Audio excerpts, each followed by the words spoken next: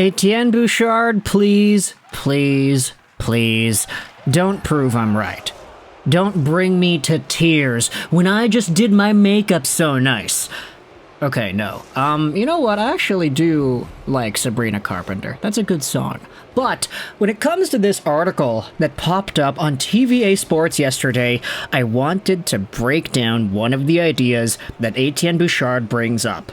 I'll leave a link in the description, all Sabrina Carpenter jokes aside, of course, to this piece on TVA Sports. Could these future free agents help the Montreal Canadiens? Canadiens GM Kent Hughes was unable to attract any big-name free agents to Montreal this summer, but that scenario could be very different in 2025, which should please a fringe of increasingly impatient fans.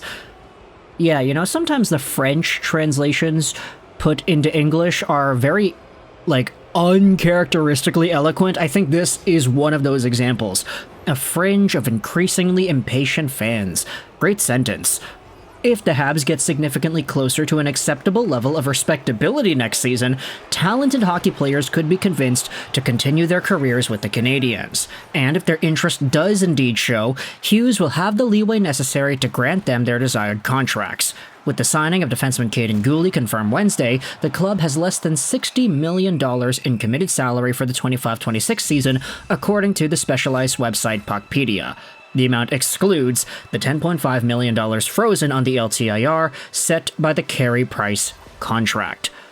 Often criticized by fans and columnists, the Bleu Blanc et Rouge offense will certainly count on youngsters Nick Suzuki, Caulfield, and Slavkovsky once again next year. However, a little help won't hurt in the space available on the roster, as well as the potential departure of veterans such as Dvorak and Armia who will benefit from complete autonomy will make the GM's task easier. After all, the Canadiens will have a hard time progressing, with anemic production from some. Elsewhere in the NHL, these guys will become free agents on July 1st, 2025, unless they extend their contracts with their respective teams. Could they help the Canadiens? Here are a few, but we'll leave out the very expensive Mitch Marner and John Tavares, and unfortunately for the Dreamers, Crosby, Draisaitl, and Rantanen are not among these candidates. Now, you already know from the title, you already know from the thumbnail, whom it is that we are talking about in this video. Let's scroll past Brock Nelson and onto the second overall name that is listed on this piece. It is none other than Brock Boeser of the Vancouver Canucks. In the Canucks camp, important players will be entitled to substantial compensation beyond 24-25, whether it be Elias Pettersson, Quinn Hughes, Philip Hronek, or JT Miller. Really? I mean, Miller is signed on till the 20-gosh-darn-30s. I don't understand what this point really means here. Consequently, Boeser is far from having the guarantee of remaining in Vancouver. Really? Really? I don't know if I agree with that. He who will represent an impact of $6.65 million on the team's mass. At 27 years old, Boeser still has good years ahead of him, especially since he'd offered his first 40-goal season or more in his career last season. In Montreal, the right winger could hardly do worse than the highly paid Josh Anderson, the bad tongues will say. Now, there are of course a bunch of other names that are talked about in this article as potential Canadiens targets, but I wanted to focus on Brock, because when it comes to Brock Boeser, the article insinuates that the likelihood of Boeser re-signing in Vancouver is not close, or it's not anywhere near guaranteed.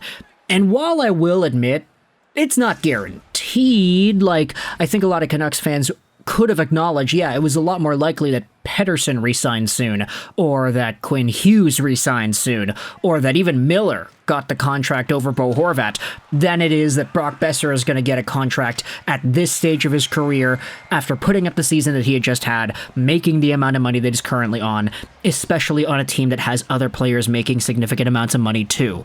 It's very easy for fans to say it's not guaranteed, but I don't think it's unlikely. I get it. Jim Rutherford and Patrick Allvin, based off of what we have seen so far, they don't really seem like the most sentimental guys. They might not play into the entire, Brock Boeser is the longest tenured Canuck on the team. He had this comeback story and he was so down in the dumps a year ago. His father had very unfortunate news with him, and it was affecting Boeser, and he wanted a trade, but then he didn't get traded, and then he came back and he had a 40-goal season. Like, I get it. There's a little bit of a sentimentality there that a lot of Canucks fans would jump onto that makes this player seem a lot more important than you could say a regular 40-goal scorer would be. But I feel like Allvin and Rutherford, even though they might not be sentimental, they do reward loyalty.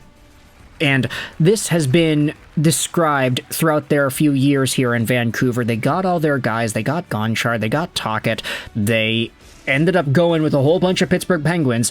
Mark Friedman, Casey DeSmith, Teddy Bluger, Ian Cole. Even with some of the guys they have had before, Daniel Sprong, they had signed as well.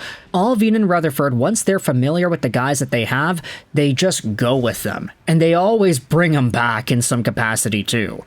Now you have Rick Tocchet, who has been so adamant on this idea of duos with his team, and last year there were two distinct duos that stood out for the Vancouver Canucks on forward, Connor Garland and Dakota Joshua, and you also had Miller and Boeser.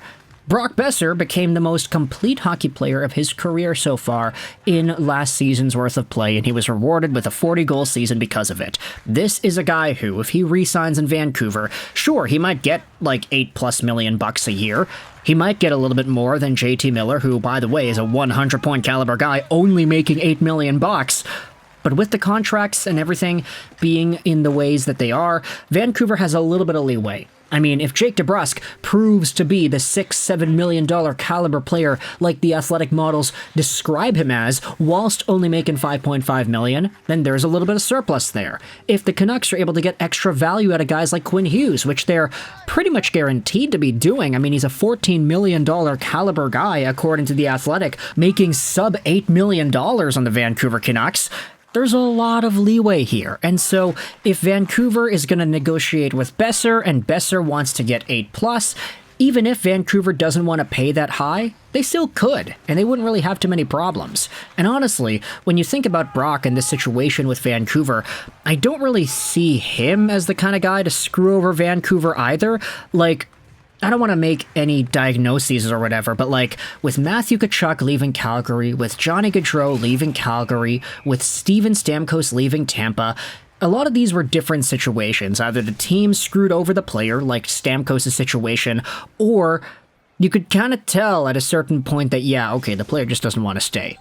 Like Johnny Gaudreau, at the end of the entire Calgary situation, he didn't want to stay. While I did say that I don't think Allvin and Rutherford are sentimental guys, Brock Boeser certainly is a sentimental guy.